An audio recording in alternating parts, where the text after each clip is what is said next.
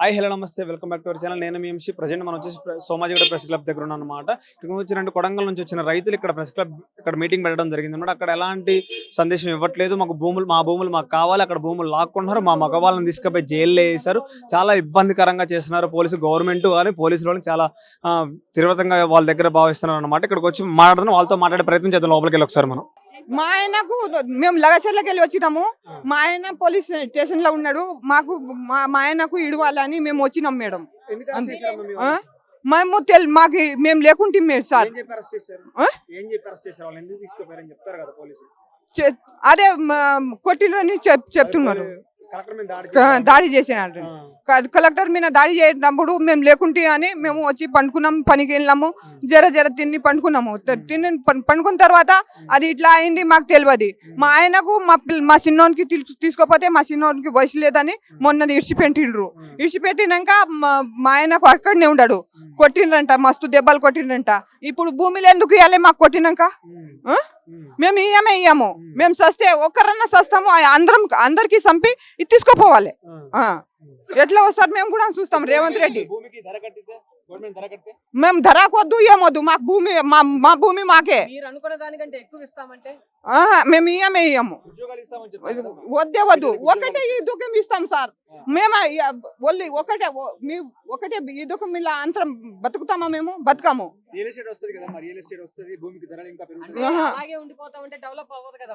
ఏమొద్దు, మాకు డెవలప్ వద్దు, ఏమొద్దు. వాళ్ళకు డెవలప్ చేయాలంటే నా పేరు మోతిలాల్ నాయక్. ఒక నిమిషం నేను మీకోసం వచ్చిన, మీకు అర్థం కావట్లేదు. సరే, ఇప్పుడు నిరుద్యోగులకు ఉద్యోగాలు ఇవ్వలేదు, రిజర్వేషన్ జీవో నెంబర్ 29 తీసేసినారు. లాస్ట్కి ఉన్నటువంటి ఎకరం ఉన్న భూమిని కూడా మీరు తీసుకొని పోతే యావత్ తెలంగాణకు మీరు ఏ సందేశం ఇవ్వాలనుకుంటున్నారు? వాళ్ళు బతకాలనుకుంటున్నారా, చంపాలనుకుంటున్నారా? మీరు ఇల్లు కొలగొడతావు, రిజర్వేషన్లు తీసేస్తావు, ఉన్న ఉద్యోగాలు ఇవ్వవు. మరి వాళ్ళు డెవలప్మెంటే కదా. నీకు నేను రేవంత్ రెడ్డి 70 ఎకరాల భూమి నేను చూపిస్తా. ఏది మన రామోజీ ఫిలిం సిటీ దగ్గర 70 ఎకరాలు ఉన్నాయి. అక్కడ వచ్చి పెట్టుకో, మనం ఆడ పెట్టుకో, నువ్వు డెవలప్మెంట్ చేయి. హైదరాబాద్ లో ఉన్న వాళ్ళందరికీ నువ్వు ఉద్యోగాలకి కలిపి పల్లెటూరులో ఎవరిని డెవలప్ చేస్తున్నావు? నువ్వు చదువుకున్న వాళ్ళేగా, స్కిల్ ఉన్నవాడికేగా. మరి స్కిల్ ఉన్న వాళ్ళు ఏడున్నారు? తండాల నుంచి, గ్రామాల నుంచి అంతా ఎక్కడ వస్తున్నారు? హైదరాబాద్ లో వస్తున్నారా, లేదంటే తండాలు పోతున్నారా? సార్, ఇక్కడ మీరు అర్థం చేసుకోవాల్సింది ఏంటంటే, నువ్వు ఏదైనా కన్విన్స్ చేయి, కానీ 7 నెలల నుంచి వాళ్ళని కన్విన్స్ చేయకుండా వాళ్ళని ఇబ్బంది పెడుతూ ఈ రోజు మనం దాడులను మనం అనుకుంటున్నాం. కానీ ఈ 7 నెలల నుంచి వాళ్ళను ఎన్ని రకాలుగా ఇబ్బంది పెట్టి ఉంటారు. గవర్నమెంట్ ఆఫీసర్ మీద మీరు ఆ దాడిని మీరు చూస్తున్నారు. కానీ మరి 7 నెలల నుంచి వాళ్ళ బాధలు ఎక్కడ పోయినారండి? మరి ఎక్కడ పోయినారు? మీరు రౌడీయిజం, గుండాయిజం, కొట్టడం, నైట్ పూట వచ్చి డ్రోన్లు పెట్టుకొని భయభ్రాంతులు చేస్తున్నప్పుడు ఆ ఆవేశం రాదా అంటున్నా. మరి మీ భూములు ఉన్నాయి కదా, మీరు అదే కొడంగల్లో ఉన్నటువంటి మీ యొక్క భూస్వాములు రెడ్డిలో ఉన్నారు కదా, మరి మీ దగ్గర నుంచి వేల ఎకరాల నుంచి మీరు పెట్టుని మీరు గిరిజన తండాల్లో ఉన్నటువంటి వాళ్ళ దగ్గర వచ్చి వాళ్ళ భూముల మీద మీరు పెట్టడం ఏంది?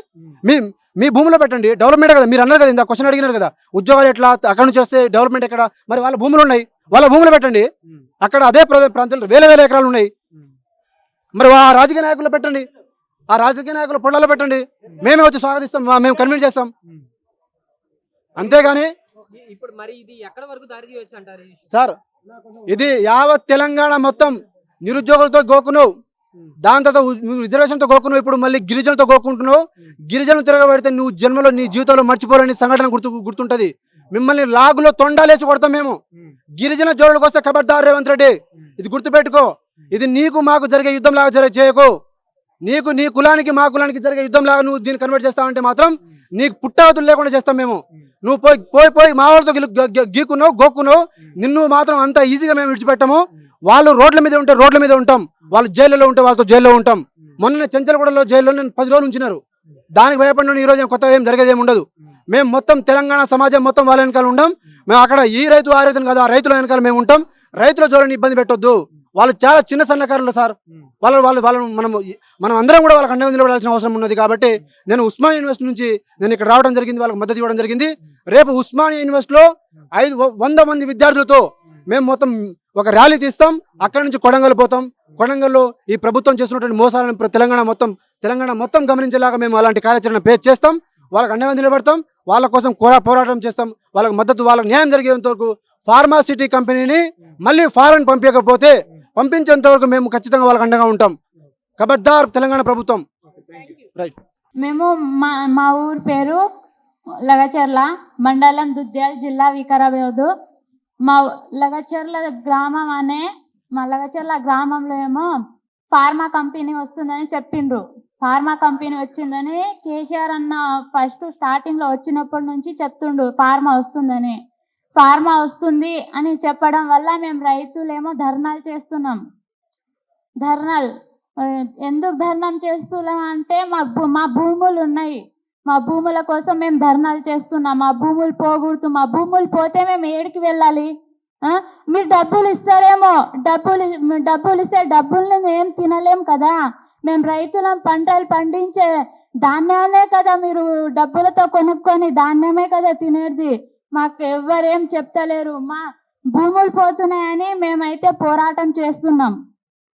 మా భూములు పోరాదు, మేము మా భూముల కాడికే ఉండాలి. మేము మా భూముల్లోనే పంటలు పండించుకొని మా బతుకు తీరు మేము ఏదో బతుకుతున్నాం.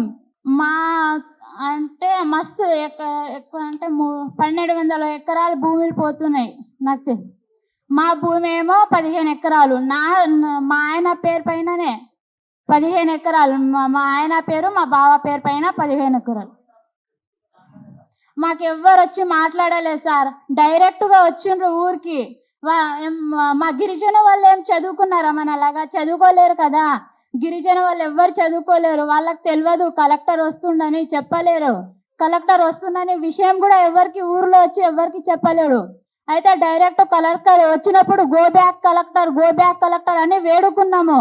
అయినా కలెక్టర్ పోలేడు. అందుకని కలెక్టర్ పైన దాడి ఇంత చేతి కూడా లేపలేరు ఎవరికి చేయలేం సార్ దాడి. మేము అలాంటి ప్లాన్ ఏం వేసుకోలేం. మా కలెక్టర్ వస్తుండనే విషయం కూడా తెలియదు.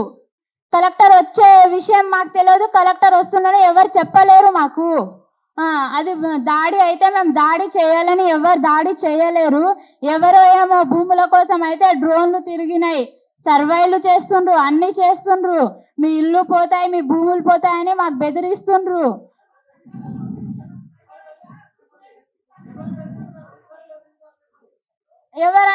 ఎవరు పడితే వాళ్ళు వచ్చి మీకు ఫార్మా వస్తుంది, కన్ఫర్మ్గా ఫార్మా వస్తుంది.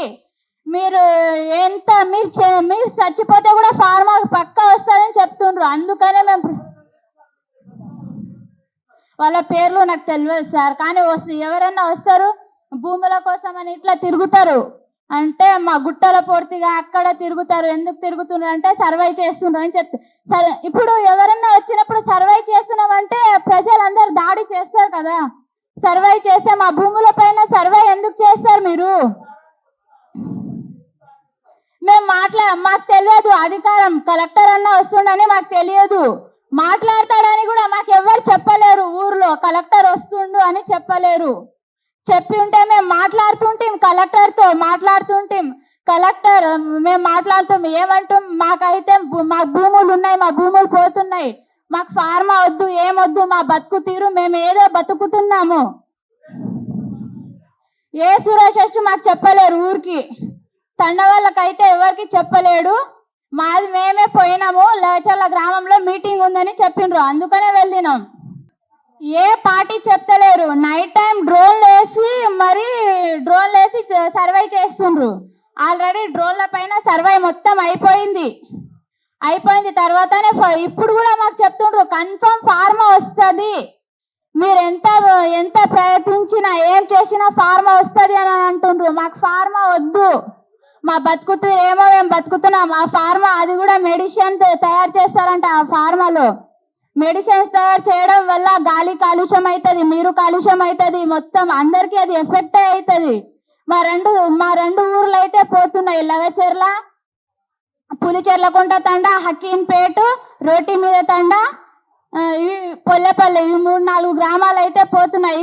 ఇవి పోతున్నాయేమో కానీ చుట్టుపక్కల ఉన్న వాళ్ళందరికీ ఎఫెక్టే.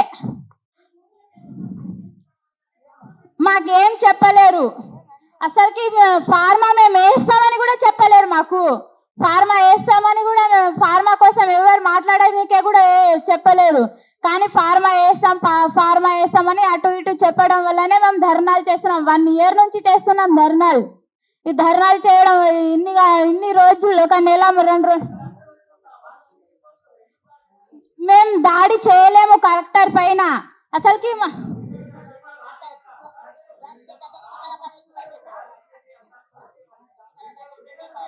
ముందేమో మేము గో బ్యాక్ ఇప్పుడు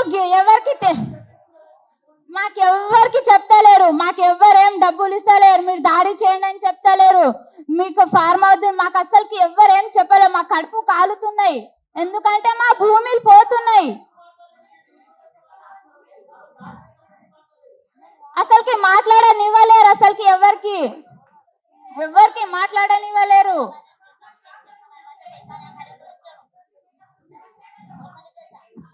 మేమైతే అందరి దగ్గర వెళ్ళి చెప్పినాం, ఇలా ఫార్మా వస్తుందంట, మాకు ఫార్మా వద్దని మా ఊర్లో ఉన్న వాళ్ళు పెద్దవాళ్ళు అందరు వెళ్ళి చెప్పిండ్రు. అయితే